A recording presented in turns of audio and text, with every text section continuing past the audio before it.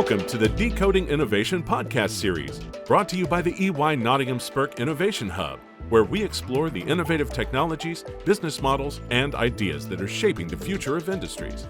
During each episode, we meet with stakeholders at the cutting edge to discuss innovations in their space, challenges they need to overcome, and their outlook on the future.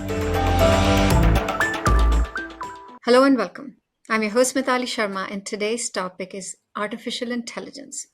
And to cut through the hype and the noise is our guest Henry Ajder, who's widely recognized in the field of artificial intelligence, generative AI, and synthetic media. Henry, welcome to the show. Thank you so much. Pleasure to be with you. Henry, would you mind starting with giving us a little bit about your background and your journey so far? Certainly, yeah. So I really refer to what I've been doing in my work for the last 6 years as AI cartography. That is, I've been mapping this very fast emerging landscape, the opportunities, the threats, the stakeholders involved, who's benefiting from this, who's facing challenges from it, how is society, business, and individuals responding to this pretty disruptive technology and the way that they live their daily lives. Thank you for that. If we can start with some basics around AI, because different people have different definitions of AI, how would you define artificial intelligence? So definitions around AI and various other aspects of AI can be a little bit controversial. People often disagree about whether AI should really even be called AI, right? Whether we should really be referring to this as intelligence. But the broadly kind of understood definition, or at least how I understand artificial intelligence, is the ability of a machine, arguably a computer in this context, to acquire and deploy knowledge in useful ways, right?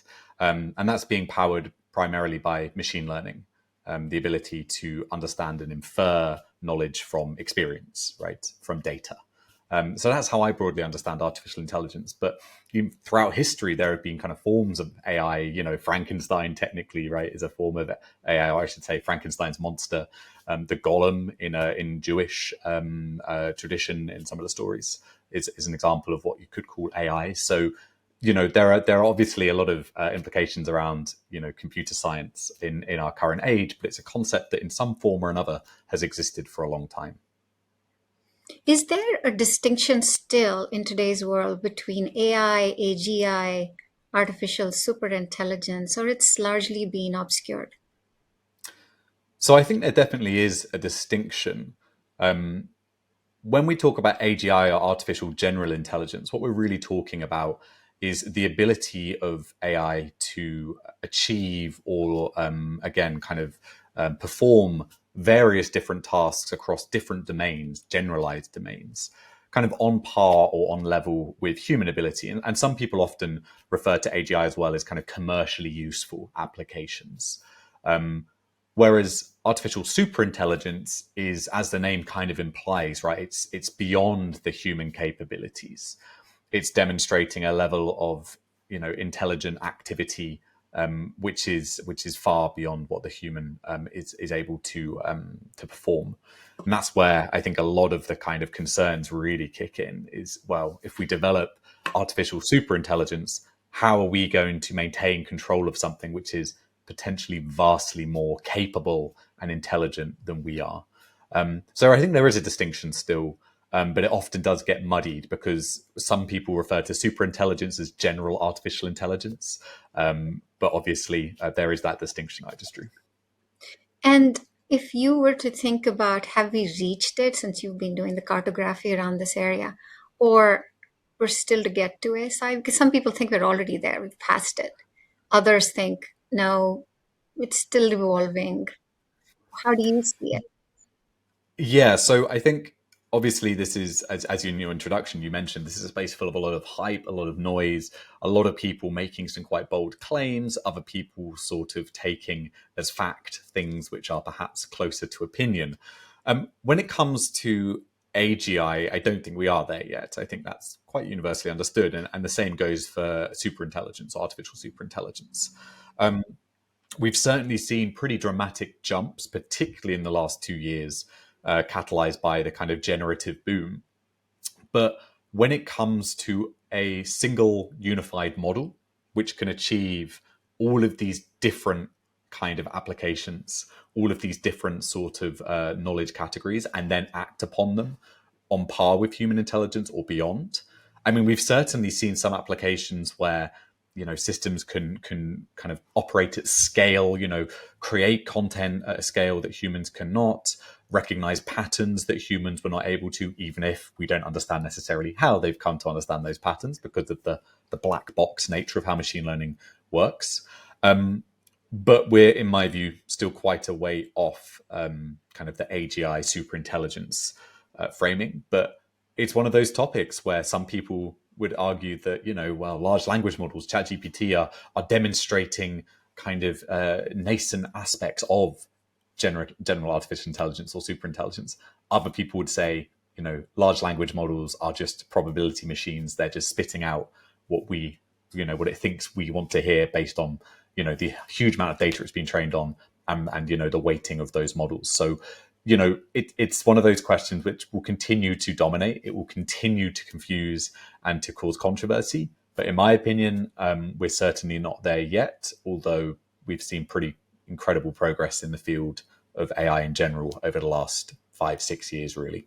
The last year has been dominated with conversation or hype around ChatGPT.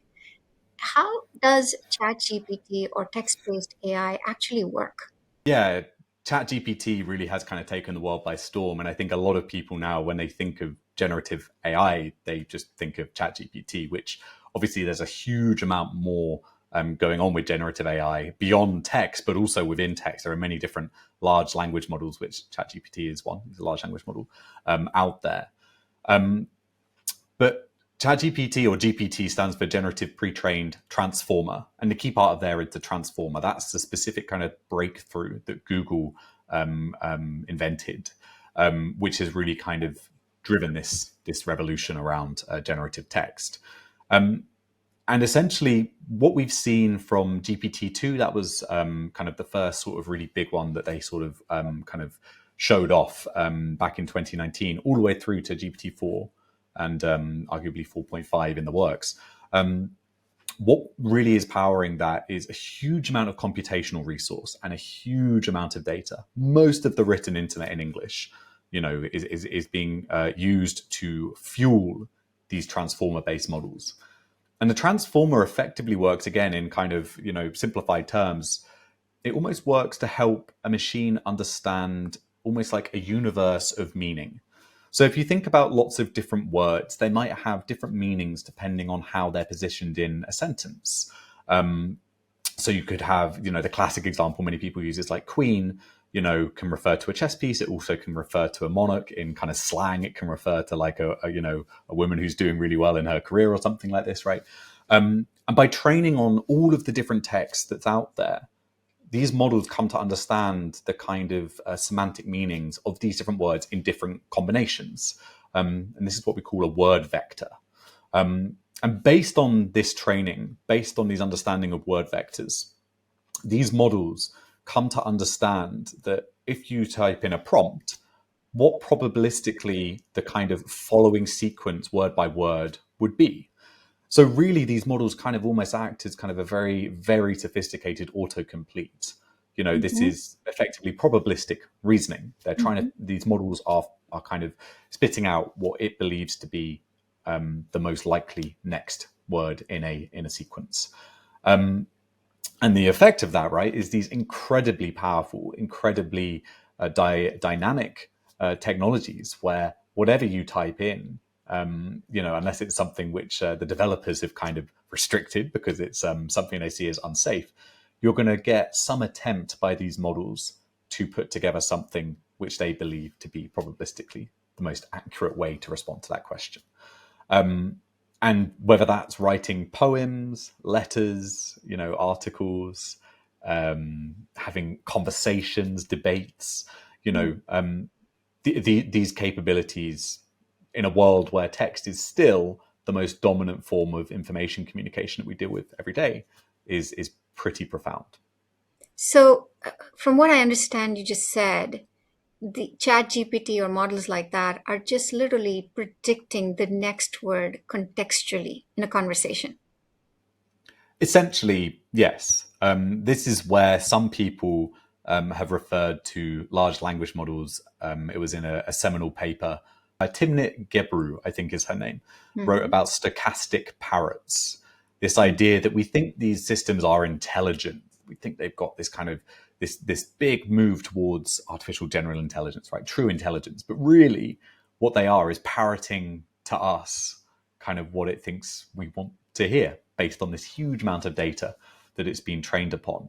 But obviously, some people would say, well, does it matter if it's truly intelligent or not when it can deliver answers that sound as intelligent, if not more intelligent, than someone who is a human being, which we would class as having an actual kind of intelligence? So even if there's an element of,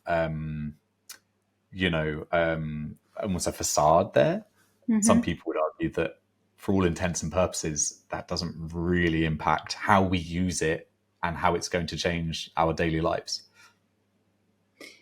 And is there a difference between using it for text versus audio visual? Yeah, so there are, I mean, it's a complicated one to kind of describe, go into detail on all of the different kinds of models and architectures for powering various different kinds of media generation. But the short answer is yes, there are lots of different approaches. So diffusion based models you might have heard of Hmm. from tools like Stable Diffusion, Midjourney, Hmm. DALI 2 and 3, those are OpenAI's models. These take a very different approach, or at least certainly it's not the same as a transformer. And then you Hmm. also have things like generative adversarial networks, or GANs, for image and audio generation. And then you also have techniques for audio generation, which are also different. So yeah, the short answer is, what's powering ChatGPT or Anthropic's Claude or Google's Gemini, that is not going to be the same as what is being used to generate images and audio. Even if there might be some similarities between some parts of the baseline architecture, it's not the same. What are the key differences that you see between something that is text-based predictive like a chat GPT or audio-visual AI? So if I were to sort of deconstruct chat GPT, I would say there's a model, there's a data set, and then there's a learning algorithm. How does that work on the audiovisual side generally?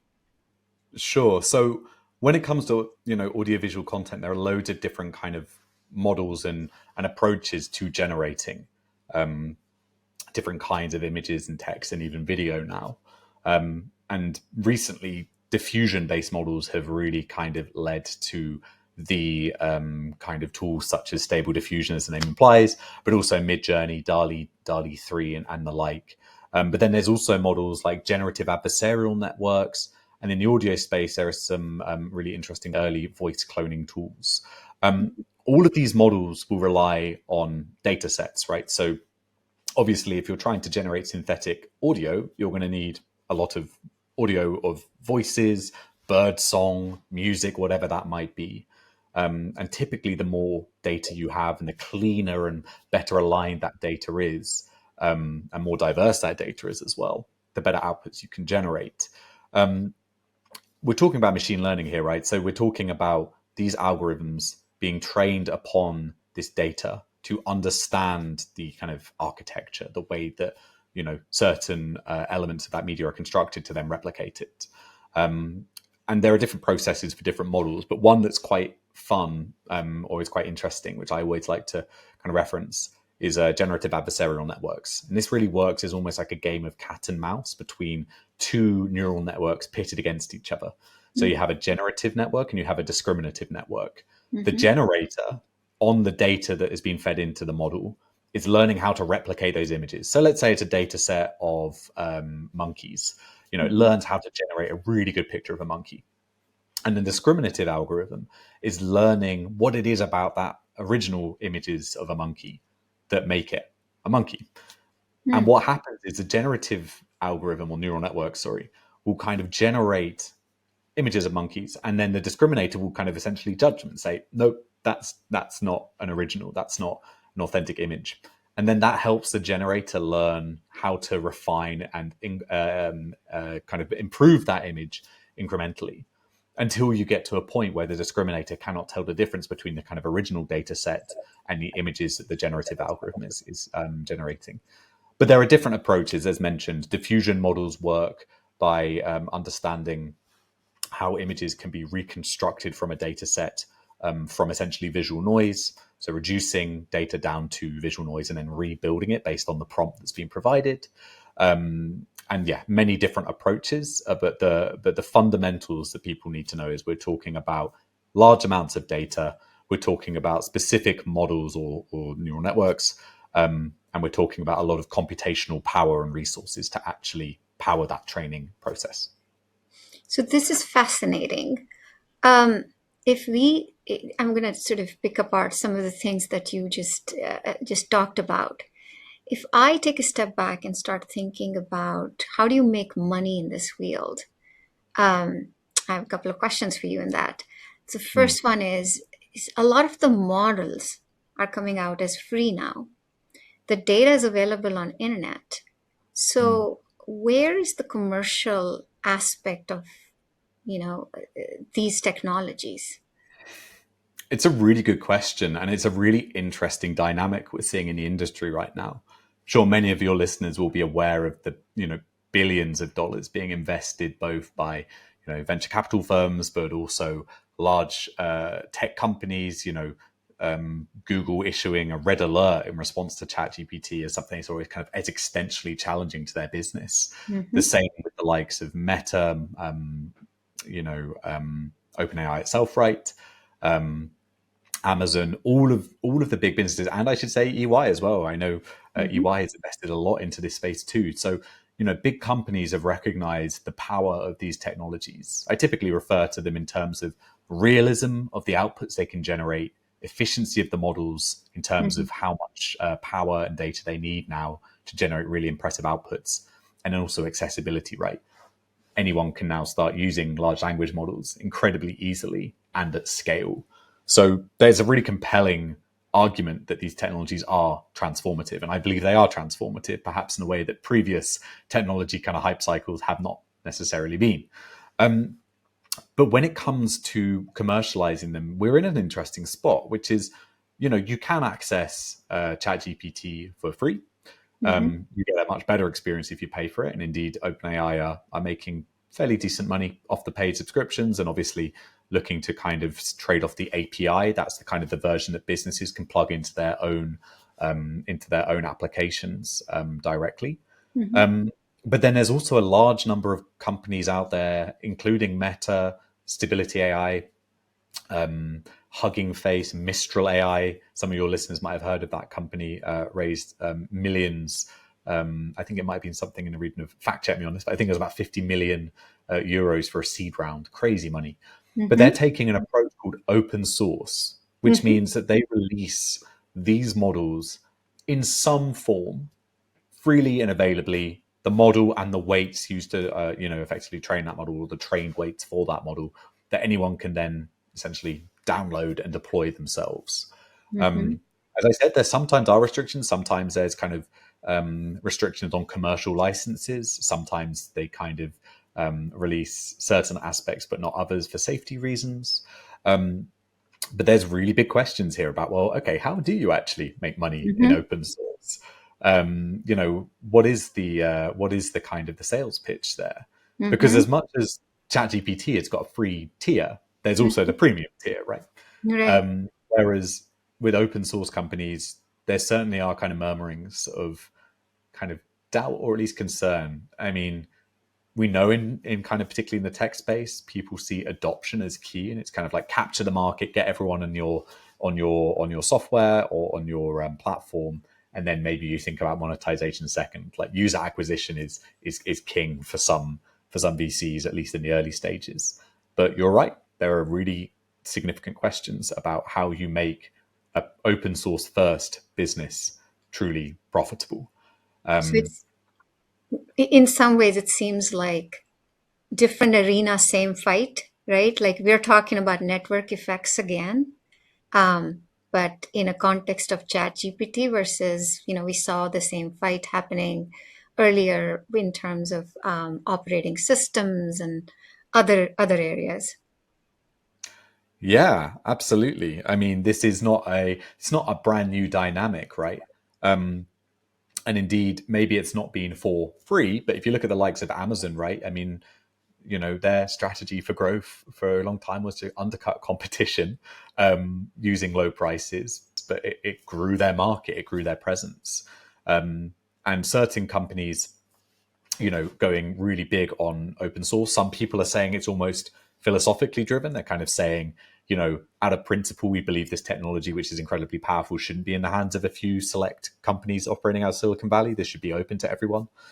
And then some people are clearly going for an approach which is, well, this is a really good way to kind of build out our reputation, our user base.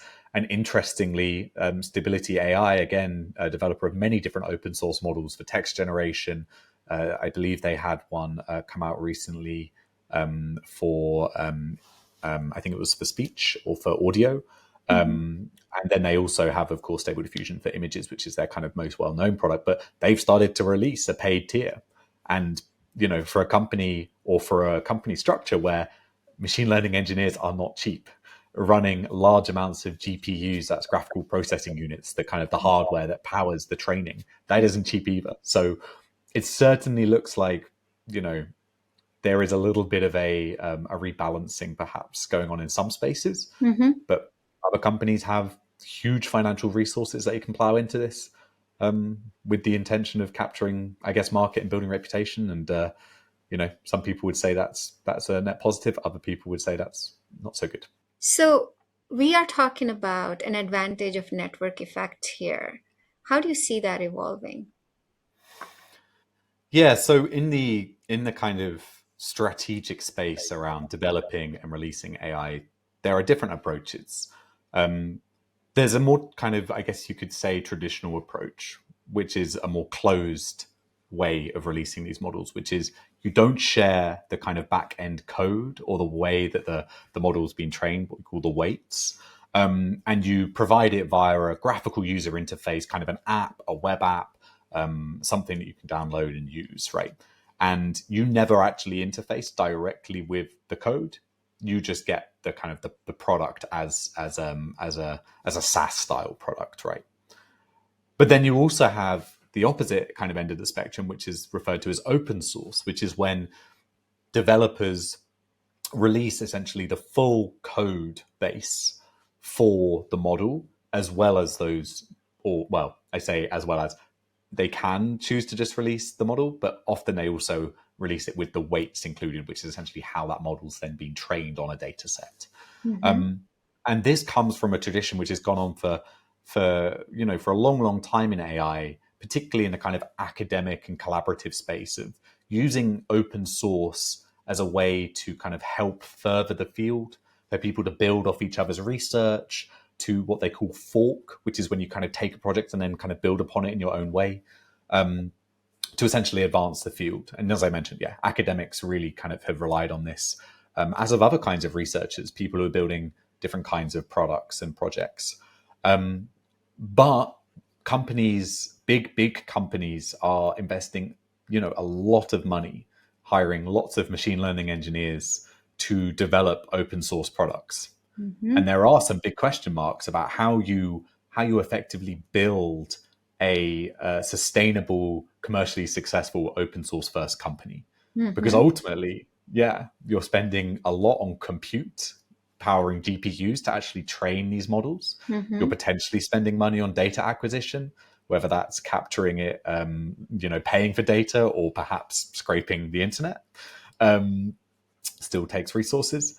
And then you've obviously got the actual, you've actually got the process of kind of marketing it, building the company around it. So when you're giving that away effectively for free, there are quite a few people that think, well, okay, this is great, but we're not sure how that's going to really result in a kind of stable long-term company. It might get you loads of users, this kind of network effect, idea that you'll get loads of momentum, you'll get lots of people using and deploying your tools. But if you're not making money off it, it can be quite hard to see the future of that space. So there is this kind of trade-off approach. But then there's also a philosophical argument, some people say, which is, well, this stuff has to be open source, because if it's all of this powerful technology is just in the hands of a few select companies or organizations, moving forward, that's not good for society. So there are lots of different kind of arguments, but certainly some companies that have been open source first have now started introducing subscription models to either get premium versions of these models or tools or capabilities. But it'll be interesting to see. It'll be interesting to see if they can kind of start to make some decent revenue, and if so, where that comes from. From your vantage point, is there an advantage of scale of the company that has the model, or that owns the OpenAI source? Yeah. So when it comes to open source models and AI, if you are a very large company, which is profitable, which is perhaps very multifaceted in the services you offer, then maybe you can afford, as we've seen with some of the big tech companies, you can afford to plow potentially hundreds of millions, if not even potentially billions of dollars into kind of research first projects or subsidiaries or companies. And with some of the really kind of impressive challenger startups that are entering this space, we've seen the big tech companies investing billions of dollars into those entities, even if they're not profitable, even if they're bleeding money.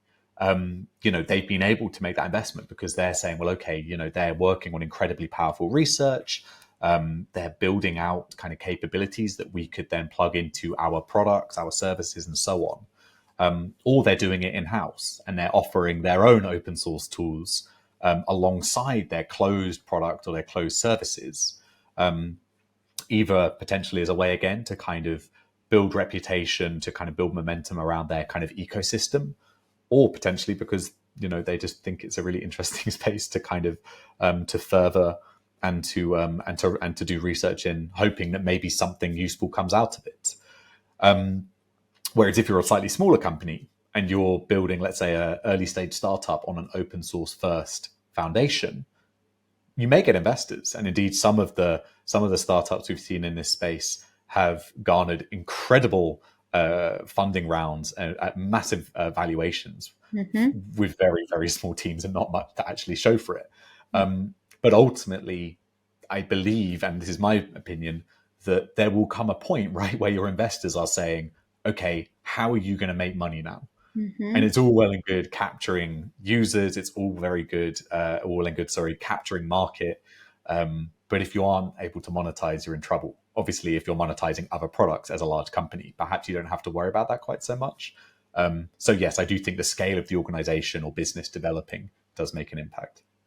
If we can shift our focus a little bit into synthetic media, where are you seeing some of the best use cases in different industries? Like let's pick one or two to start with.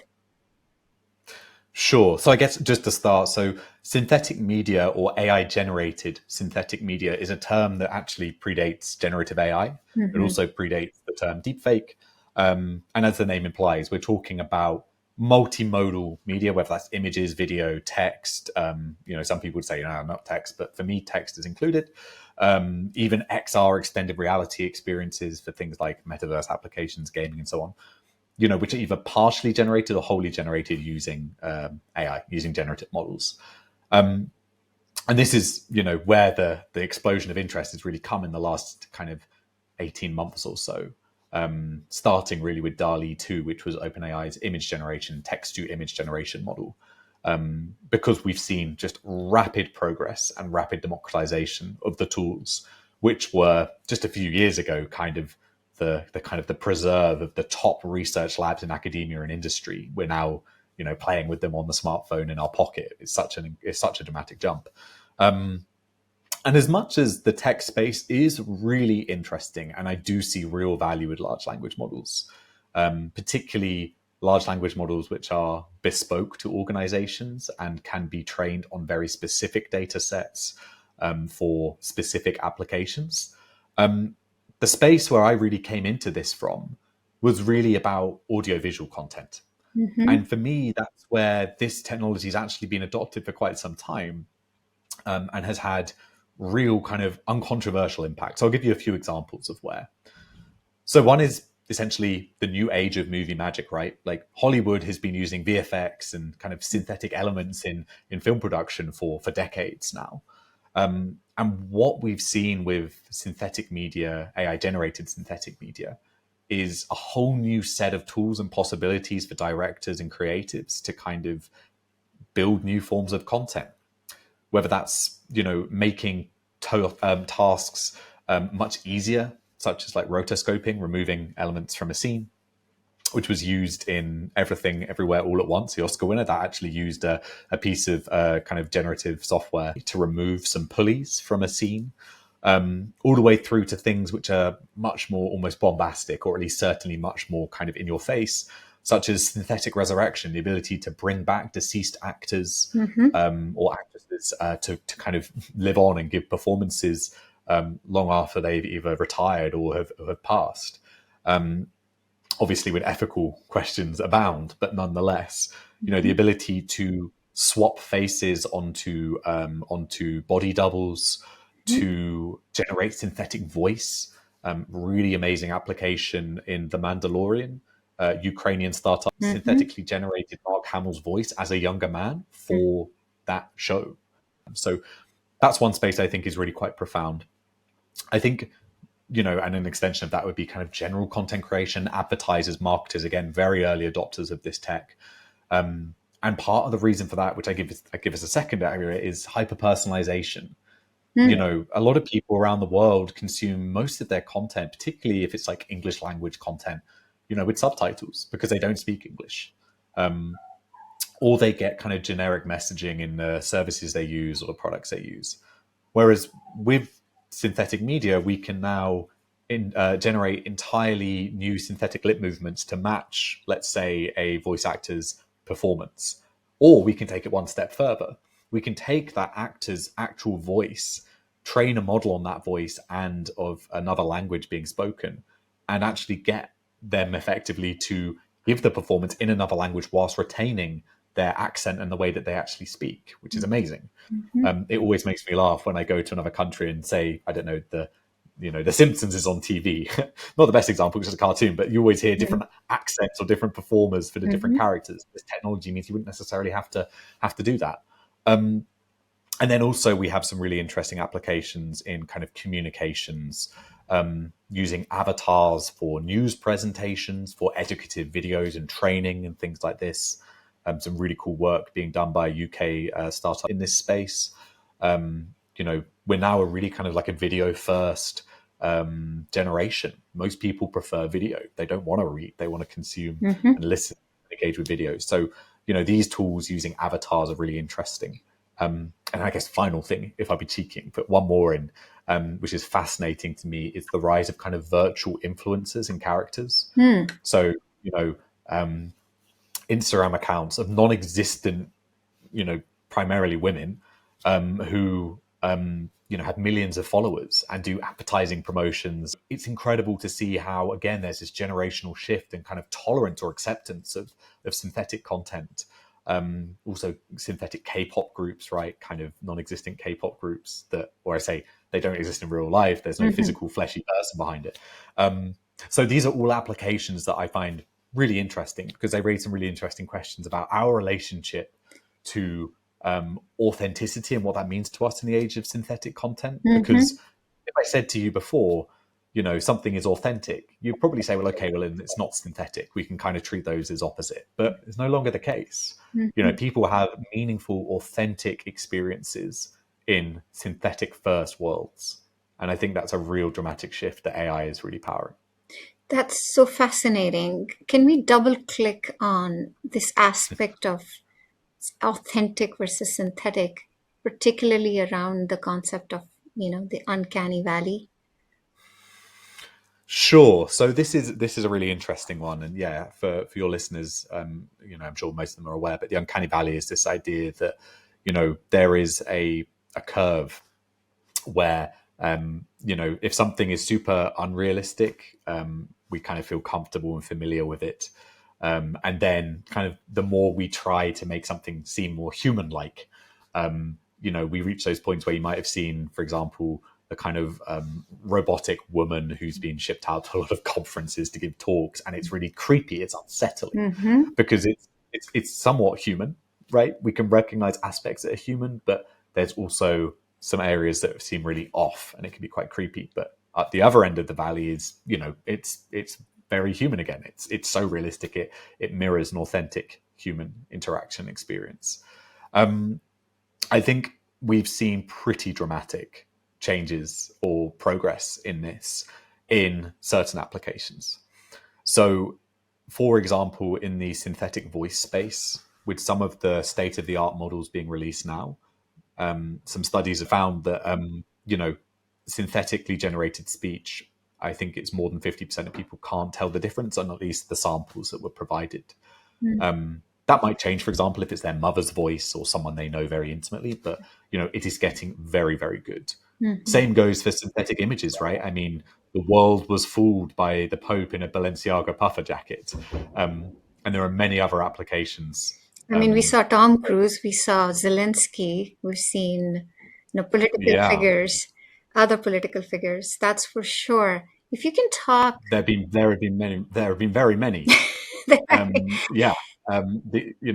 there are also still spaces where the uncanny valley has some work to be done, and I think generative video is one of those, where you're having entire videos from scratch being generated by AI. There's some great examples. If you search AI generated pizza commercial, that will give you nightmares.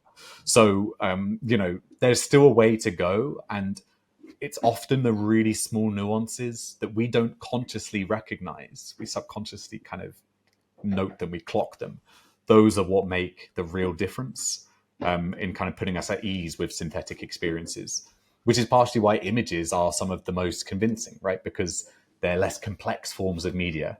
It's not across a period of time. There isn't movement. You don't have to have spatio-temporal consistency, for example. So there's a way to go, but we have also come a long way very quickly in the last few years. That's indeed interesting. Now, your background is in philosophy. Tell me how you started working on deception. Yeah, so it's been a little while. I finished my postgraduate studies in philosophy back in 2017, but it's certainly a key aspect of, I guess, how I got into this space and why I work on AI. My studies focus on philosophy of perception. So I was looking at hallucinations and illusions in some ways. I won't bore your audience with the kind of the technical language around what that meant in the philosophy.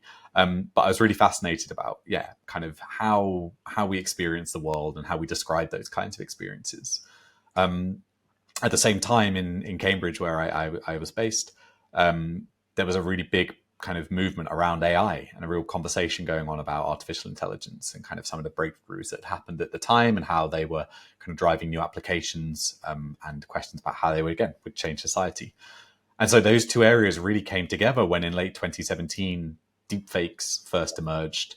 And I sort of saw this technology initially in its very pernicious use in non-consensual image abuse against women. But nonetheless, I saw this technology as what I kind of referred to as almost a non-hallucinatory hallucination, which sounds really silly. But what I mean by that is it's not a hallucination, right? What you're seeing is there. The pixels on your screen are exactly right.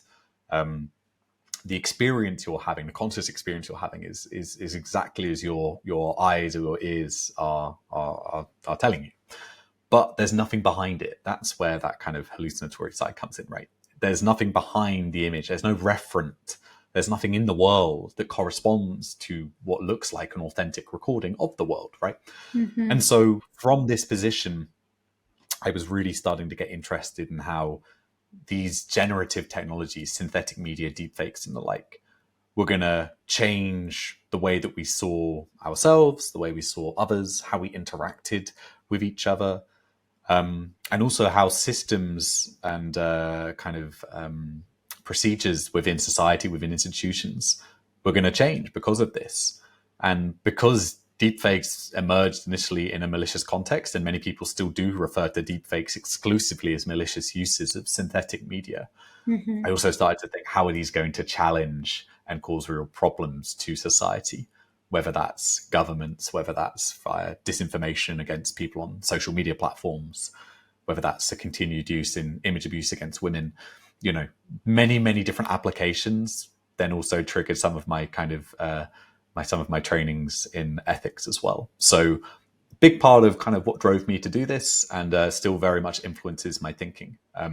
Philosophy teaches you quite well, I think, how to imagine and work within either systems which are different from the ones we're working in right now or thinking in right now, and also to kind of try and almost forecast what a future with those new systems could look like.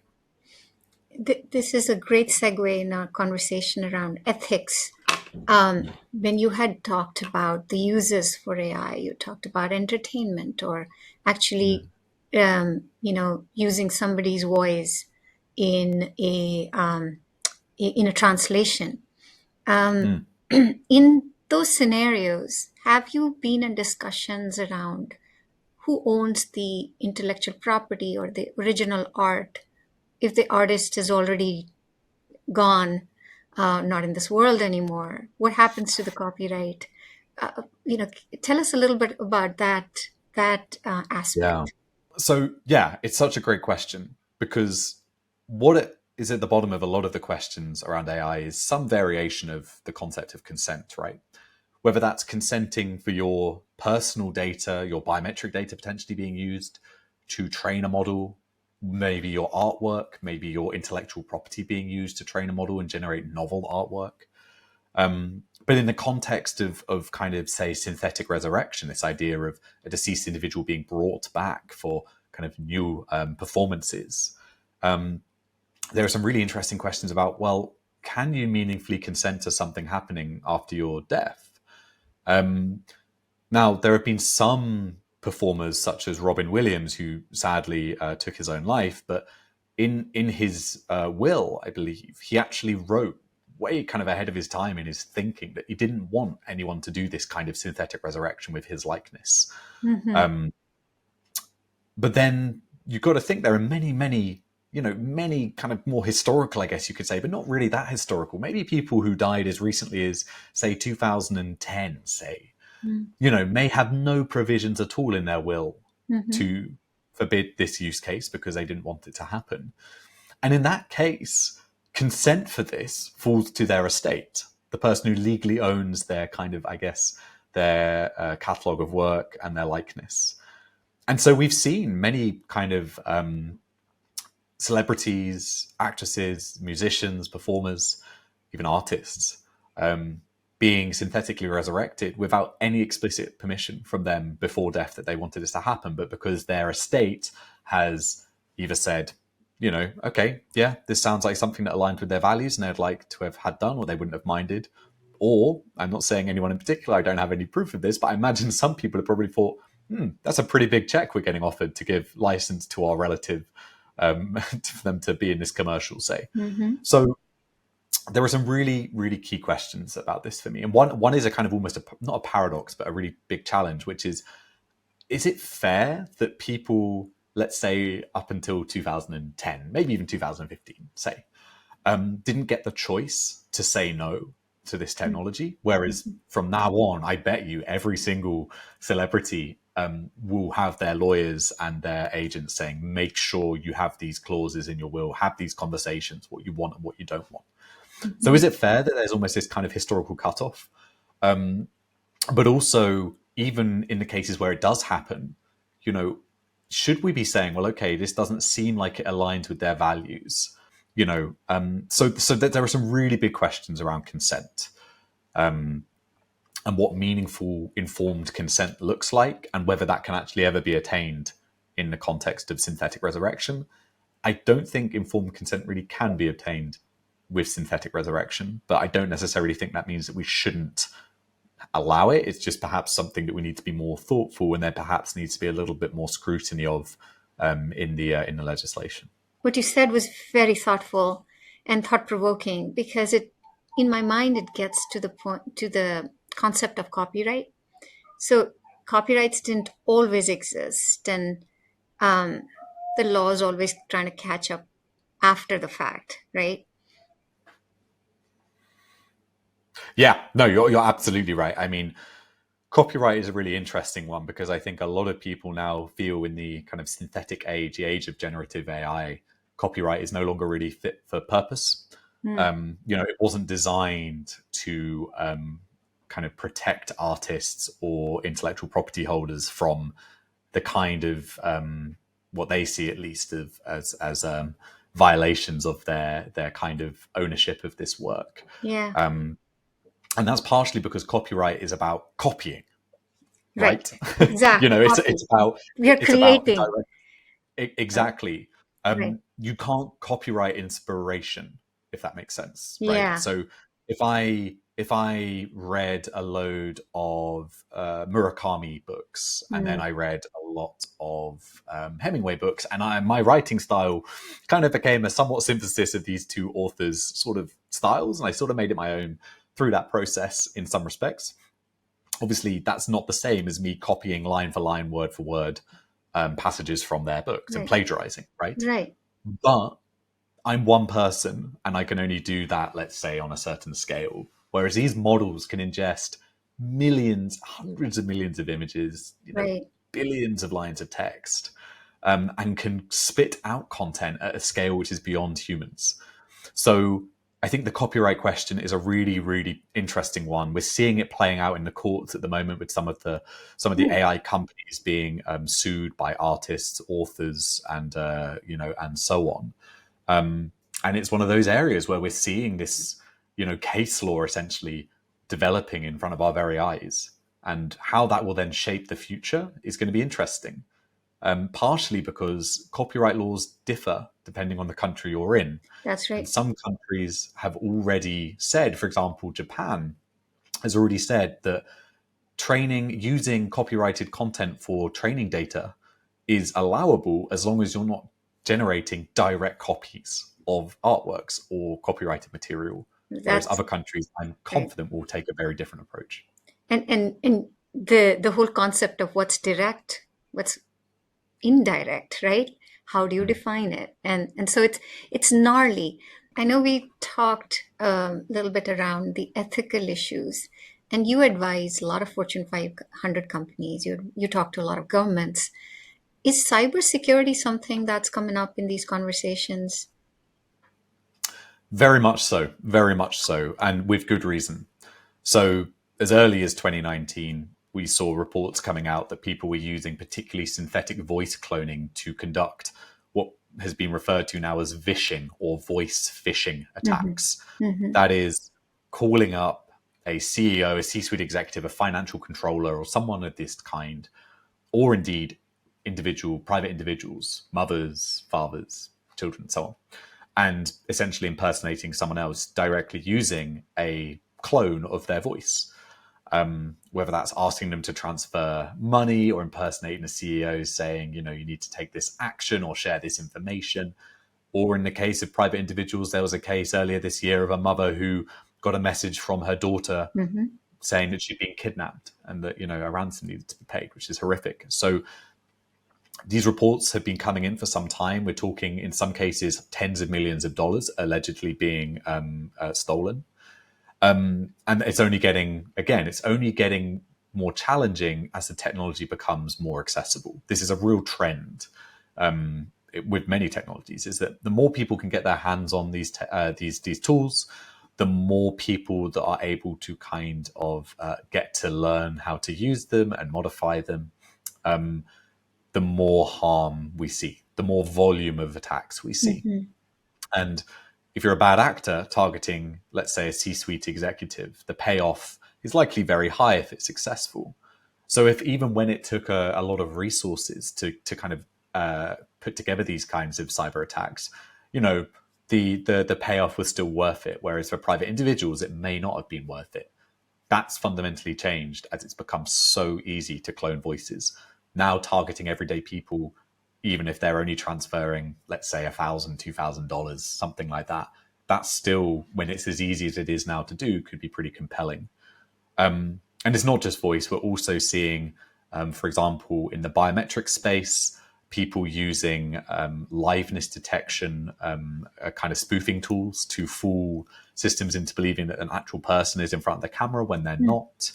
Also for general face identification, and indeed voice identification, and tools like online banking have also been spoofed. So there's a lot of concern. There's a lot of concern because I think a lot of people still don't quite fully grasp how good the tech is. And a lot of organizations are trying to kind of grapple with, well, okay, how do we respond? What kind of new kind of protocol do we need to get in place to make sure that we don't fall victim to this?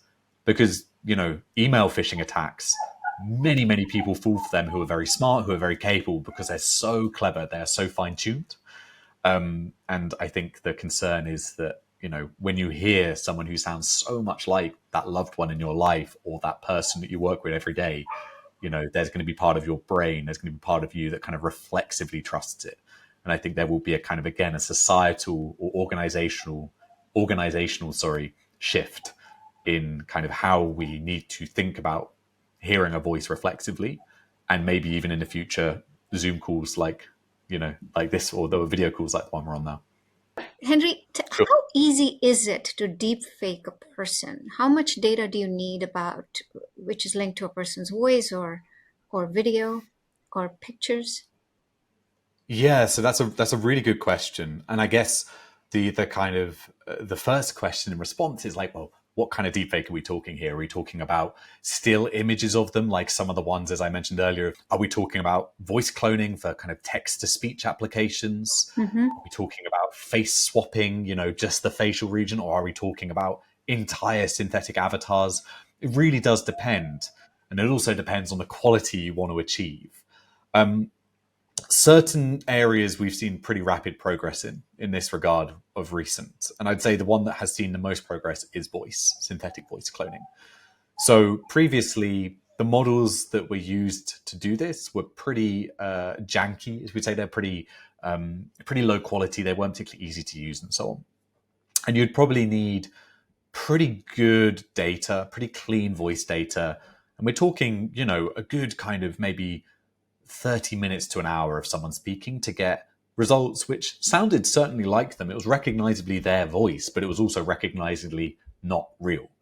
Fast forward to today, and with, I think even less than 5 minutes in some contexts, you can get a really good text-to-speech model of someone's voice using one of the most popular tools available on the market now, which I think costs something in the region of $5 a month to use. So super cheap.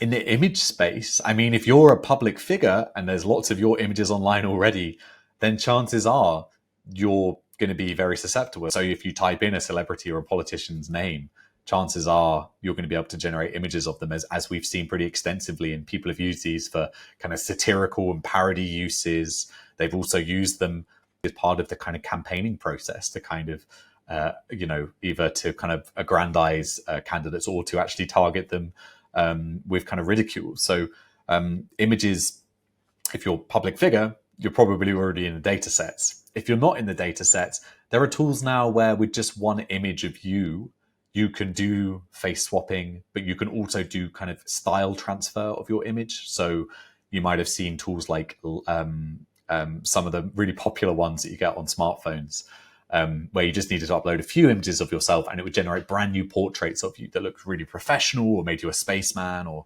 an astronaut or a spacewoman or something. So it really has dramatically reduced in terms of the amount of data you need. But I would say to reach that kind of other side of the uncanny valley really convincingly, you still do need a lot of data, and you need expertise to do that. So, we're moving very quickly towards a world where I think that might change. But for now, hyper-realism still requires a little bit of kind of work and a little bit more data. But kind of baseline, I guess, realism, or something that looks kind of realistic, scarily easy now compared to what it was even a year ago. I guess the key word is not yet, which brings me to regulations. I know you are probably involved in some of those conversations. Some people think regulations are important, and others think they're a waste of time. They would stop innovation. Give us a flavor of what you are interacting with and how you're thinking about it, how you're advising different actors in this ecosystem. Sure. So I think to start, I think anyone who says we don't need any kind of regulation is, to put it politely, a little bit silly. Whether it's cars, electricity, the internet, cell signal, all of these breakthrough transformative technologies have needed some kind of regulation to make sure that they're deployed fairly, safely, responsibly. But there is absolutely a meaningful discussion to be had about what that regulation looks like, how burdensome that is on developers, how enforceable it is to protect people, and what the actual value is. Obviously, in the last few months, we've seen real movement in this space. We've had the trilogue ending around the EU AI Act, really significant, very wide-reaching regulation, but also regulation that had some pretty large changes, or rather some scoping changes in those kind of final stages, particularly around things like frontier models, or what people are often referring to in the context of kind of large language models. But then we've also seen Biden sign an executive order around this, kind of putting down some baselines. The AI Safety Summit here in the UK, bringing together, I think, around 25 countries, signing kind of a memorandum on kind of recognizing the dangers of AI. China passing some pretty big AI regulation at the beginning of last year, the Deep Synthesis Act, and looking to do more as well. So it is really around the world that countries are grappling with this. But as you mentioned, there is this kind of almost waiting game on one level where, of course, countries want to protect their citizens. They want to make sure that the laws address harms and mitigate harms, but also everyone wants a slice of the action. Everyone wants to be on the frontier of the AI revolution, and they want companies to build there. They want to be attractive for investment. And a lot of countries see this as a way to kind of get out of some of the economic stagnation that at least certain nations around the world are facing. And so balancing that kind of pro-innovation approach with also a real commitment to addressing the harms meaningfully is going to be difficult for a lot of countries, I think, to achieve. And I think that's why we're seeing some countries kind of waiting, trying to see where some of the first movers land, see how the reaction is perhaps from some of the big companies that are investing in this space, and to kind of maybe be more reactive than proactive. I can certainly sympathize with that approach, but I also know, having done a lot of work on the harms that AI can cause, that the longer we wait without potentially putting in legislation, the more people are going to be impacted. It's not to say that existing legislation doesn't capture many of the harms that AI can cause, but I think that's still the key, right? Because a lot of, at least what I have heard, is people are saying those harms are already being captured. So why do we need more laws? And the second piece is, like you alluded to, enforceability. How do you enforce these things? Because just like you said, it's maybe right now it's maybe traceable, but very soon may not even be traceable as it becomes smarter. Sure. So the new laws are going to be focusing on both the production and development of AI, and then also the impact. But the area which is most critical is going to be on development. Because if we don't set down frameworks, legislative guidance on how to develop AI, then that means that some of those harms, which may well be captured by existing laws, are going to be significantly amplified. And so looking at new harm or threat vectors, as we would say in the kind of, if you're talking in the cyberspace, AI is arguably the biggest source of new threat vectors in the world right now. And if something is the source of threats, you may want to consider how you can regulate that source to minimize the amount of threats which could be covered by existing laws, but ultimately are being caused by something which is not very regulated at the moment. That's why you see, for example, in the EU AI Act, the classification of high risk AI or high risk technology, which may have amazing, creative, powerful applications, but also could be weaponized and used maliciously quite easily. And that's why they're then kind of having some auditing requirements in there and essentially some steps to make sure that you're showing how it's safe, how you've got in place sufficient potentially, let's say, restrictions to stop it generating certain kinds of outputs. Maybe you have moderation processes in place to make sure that if it does, they're captured and don't get published. Making sure that, for example, bias and alignment of the model. Alignment means kind of if the model has the values that we want it to in society, it isn't spitting out hate speech or telling people how to create bombs and things like this. These are all things which are very much to do with the development of AI, less than the kind of, I guess, the deployment of it by individuals. These are fascinating and actually very convoluted topics. I guess I would ask you one more question around the whole concept of democratization versus elitism, because as you know, it's a powerful tool, as you explained to us. It's also a tool that's difficult to control. So where should the control lie? That is an interesting concept. I don't know how governments are thinking about it, how you're thinking about it. Can you educate our audience? So it's a huge question. It's a really interesting question. And it comes back to what we were talking about earlier in the context of open versus closed approaches to releasing AI. And it's what I referred to as the openness dilemma, which is this idea that can you really make a truly thoroughly safe, reliable, and robust model in the open source release format? And the answer is kind of no, because it's open, because anyone can kind of go in, change code line by line. It makes it really, really difficult to stop people from potentially kind of misappropriating it, weaponizing it, and so on.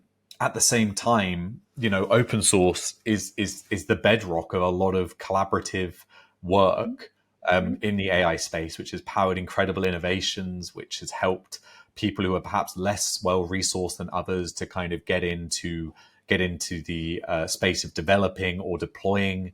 It's really integral to the kind of the sort of story of AI. But some people, such as OpenAI, right? Their name is OpenAI, and some of their earlier models they were releasing in a much more kind of open fashion. But they've kind of said of recent, we recognize that our tools are so powerful that we don't believe they're safe to release in this way anymore. Now, skeptics say, well, okay, you would say that when you're trying to monetize your tools. But other people would say, yeah, no, there are real harms that come with, releasing these powerful systems in this way. We're no longer dealing with the kind of much less powerful tools that were being open sourced 10 years ago, say. But then other people would say, this is just a way of concentrating power. If everything is closed and we're just talking about these already huge titans of technology kind of becoming even more concentrated in their power and control over them, that's not acceptable. And that, yes, okay, there's inevitably going to be some misuse. It's an incredibly difficult question. It's one where I have real sympathies with both sides. A lot of my work, the harms that have been caused in the research I've done have been caused by open source systems. I think they would have been much harder to cause if they were closed. But at the same time, I've worked with some amazing organizations who have leveraged open source to build fantastic pro-social tools to help people, as something which has kind of really powered, again, the advances that we've seen have really been driven by that open approach. So there isn't really an easy answer. I think it's, in my mind, it's the $1 trillion question. I think this is going to be the big area of debate, is as these tools get even more powerful, can we change or should we change that release model? And if we do, what are the implications going to be for society and essentially control of some of the most powerful systems humans have ever created? I think this is a perfect point at which to end this podcast. Henry, it's been a pleasure talking to you. You have made an incredibly difficult topic, which is fast evolving, into something that is understandable, at least by me and hopefully by our audience. Thank you so much. Thank you so much, Mitali. It's a pleasure. As I often say, doing AI cartography is like doing cartography in a sandstorm. So I hope this is useful to your audience. Mm-hmm. But no doubt in a few weeks' time, the sand dunes will have shifted again. So I hope we can do this again sometime. Thank you so much. The Decoding Innovation podcast series is a limited production of the EY Nottingham Spurk Innovation Hub based in Cleveland, Ohio. For more information, visit our website at ey.com/decodinginnovation. If you enjoyed this podcast, please subscribe, leave a review wherever you get your podcasts, and be sure to spread the word.